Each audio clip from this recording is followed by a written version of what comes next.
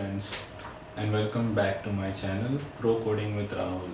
So today in this episode, or you can say video, I'll be talking about Python as a language and why we have to choose or why we don't have to choose Python as our language of choice.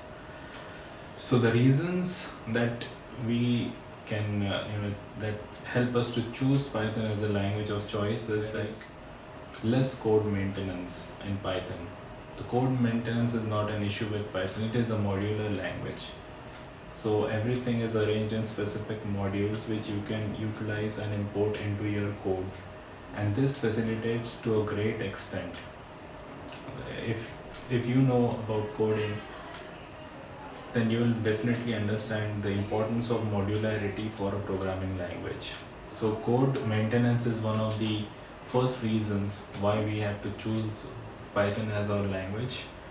The second reason that I could say is that it is an open source language. It is free to use. Basically, you can go to python.org website and download Python and start coding with it. Install and start coding with it. It's a very easy language. That could be one of the reasons that I would say that Python is gaining popularity these days. Third reason that I can say is it's compatible with most of the major platforms available today. Windows, it works on Windows very well. Linux, it works on Linux very well. So in macOS also we have Python interpreters available for macOS. So it is a globally available language which works with many major platforms available today. So that is the reason number 3 that you should choose Python as your primary language of development. Now the fourth reason is it's a robust language and it has got multiple library support. So you name it and you have it in Python.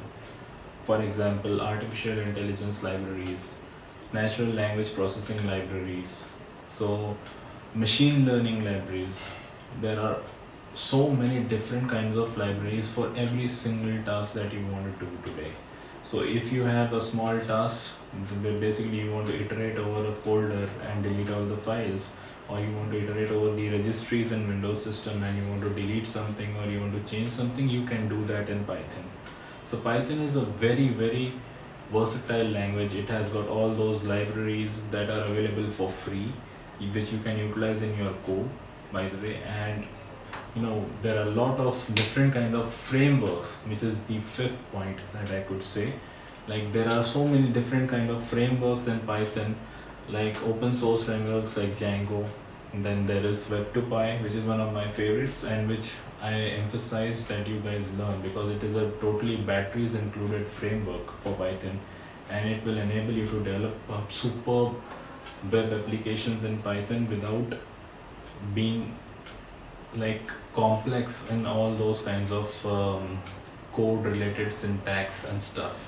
So there is a lot of beautiful libraries available for Python that you guys need to check out and you guys need to learn on. Then third, the next point is it is very compact and simple to understand. The syntax is very simple and it's not like verbose language like Java, which has got a lot of coding lines to be written to achieve a simple task.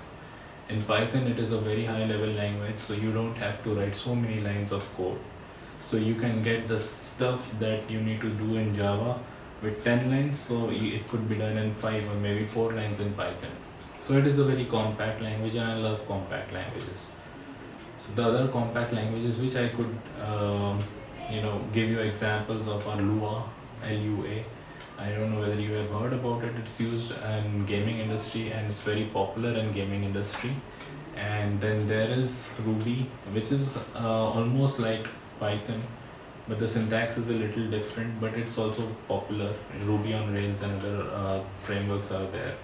So the next point is about Python is like it's very general purpose language. You can write just about anything you want to write in Python, and it's supported well.